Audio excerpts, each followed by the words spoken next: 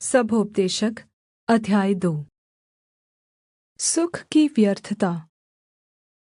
मैंने अपने मन से कहा, चल, मैं तुझको आनन्द के द्वारा जाँचूँगा, इसलिए आनन्दित और मगन हो।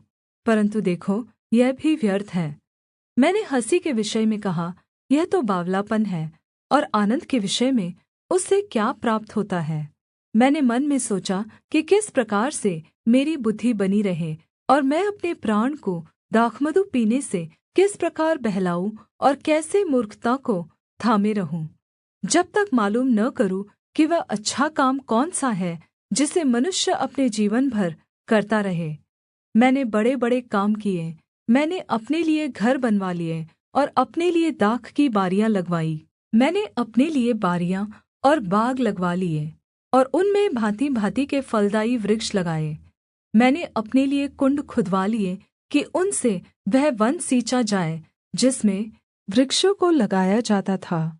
मैंने दास और दासियाँ मोल ली, और मेरे घर में दास भी उत्पन्न हुए, और जितने मुझसे पहले यरूशलेम में थे उनसे कहीं अधिक गाय बैल और भेड़-बकरियों का मैं स्वामी था।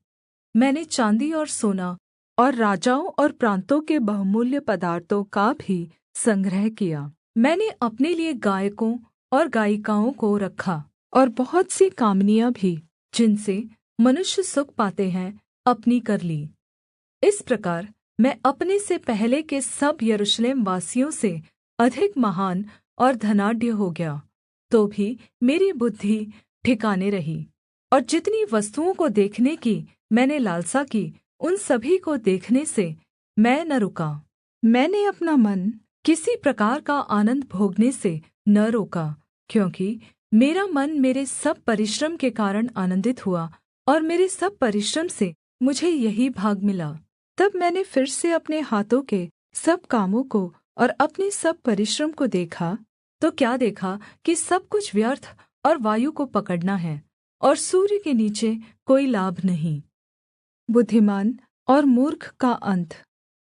फिर मैंने अपने मन को फेरा कि बुद्धि और बावलेपन और मूर्खता के कार्यों को देखूं, क्योंकि जो मनुष्य राजा के पीछे आएगा वह क्या करेगा? केवल वही जो होता चला आया है। तब मैंने देखा कि उजियाला अंधियारे से जितना उत्तम है, उतना बुद्धि भी मूर्खता से उत्तम है। जो बुद्धिमान है उसके सिर में आँखें रहती है, परन्तु मूर्ख अंधियारे में चलता है। तो भी मैंने जान लिया कि दोनों की दशा एक सी होती है। तब मैंने मन में कहा, जैसी मूर्ख की दशा होगी वैसी ही मेरी भी होगी।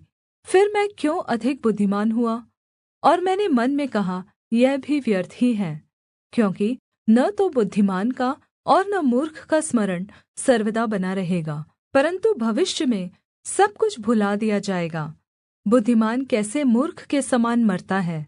इसलिए मैंने अपने जीवन से घृणा की, क्योंकि जो काम सूर्य के नीचे किया जाता है मुझे बुरा मालूम हुआ, क्योंकि सब कुछ व्यर्थ और वायु को पकड़ना है।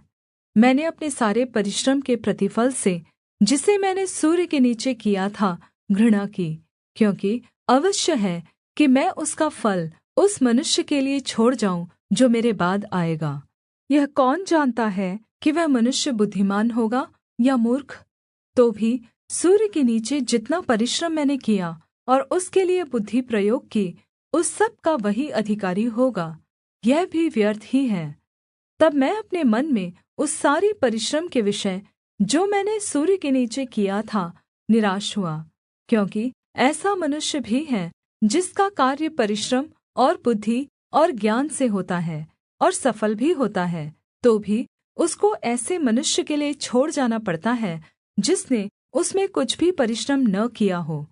यह भी व्यर्थ और बहुत ही बुरा है। मनुष्य जो सूर्य के नीचे मन लगा लगा कर परिश्रम करता है, उससे उसको क्या लाभ होता है? उसके सब दिन तो दुखों से भरे रहते हैं, और उसका काम खेद के साथ होता है। रात को भी उसका मन चैन नहीं पाता। यह भी व्यर्थ ही है। मनुष्य के लिए खाने पीने और परिश्रम करते हुए अपने जीव को सुखी रखने के सिवाय और कुछ भी अच्छा नहीं। मैंने देखा कि यह भी परमेश्वर की ओर से मिलता है, क्योंकि खाने पीने और सुख भोगने में उससे अधिक समर्थ कौन है जो मनुष्य परमेश्वर की दृष्टि में अच्छा है, उसको वह बुद्धि और ज्ञान और आनन्द देता है। परन्तु पापी को वह दुःख भरा काम ही देता है कि वह उसको देने के लिये संचय करके ढेर लगाए, जो परमेश्वर की दृष्टि में अच्छा हो। यह भी व्यर्थ और वायु को पकड़ना है।